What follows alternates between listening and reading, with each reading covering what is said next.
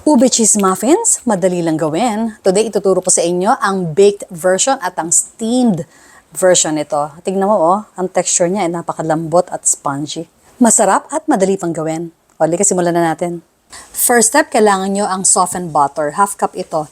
Meaning softened, inilabas nyo ito sa refrigerator nyo for about 30 to 45 minutes. Kailangan room temperature at hindi tunaw, malambot lang siya. That way, madali nyo siyang ma-combine sa inyong granulated sugar. So, i-beat nyo lang, unti-unti nyo ilagay yung sugar hanggang sa maging creamy ang inyong butter at sugar. Ngayon, isa-isa nyo ilagay ang inyong eggs. So, kailangan nyo i-beat until fully combined bawat isa. So, beat well after each addition. So, kapag combine na siya, i-scrape nyo lang yung size ng bowl para talagang sumama ang inyong butter kasi meron siya sa mga gilid-gilid. Tapos, pwede nyo nang ilagay ang inyong vanilla at ang inyong ube condensed milk. So, pag nalagay nyo na, i-beat nyo lang mabuti hanggang maging fully combine ang inyong liquid ingredients.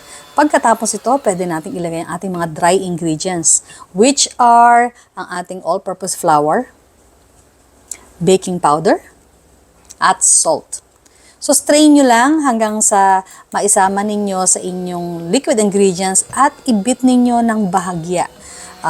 Huwag nyong i-overmix dahil ito ay mag-dry at titigas ito kapag inyong i-bake. Until just combined lang. Tapos, isama nyo na ang inyong cheese. Half cup ang nilagay ko dito. Pwede pa kayo maglagay kahit 3/4 cup.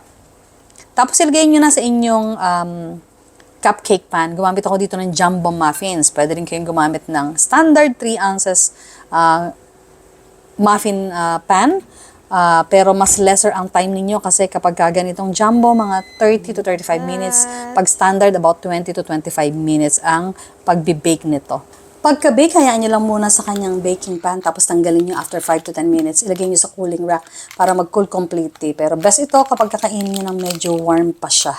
And ito nga yung gusto ko sa cheese niya sa ibabaw is medyo, alam niyo, medyo burnt siya ng konti, kaya medyo malutong-lutong siya. Kaya I like this version in a way na yung topping niya is talaga namang medyo lumutong yung ating cheese. Wala kayong oven at gusto nyo itong steam, madali lang naman. Gumamit ako ng single aluminum pans dito. Pwede nyo yung mga plastic or yung puto molds na ginagamit ninyo. Lagyan nyo lang ng oil yung container para hindi dumikit ang inyong cake batter. Tapos steam nyo for about 12 to 13 minutes.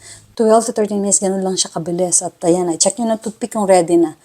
Ayan lang, yung cheese niya natunaw sa ibabaw at kung makikita niyo yung texture nito, is talagang super lambot kagaya niyan. Alam mo, parang puto, pero dense siya. Masarap yung texture niya. I would say I will eat this over and over again. At hindi siya masyadong matinis, guys. This is really, really good.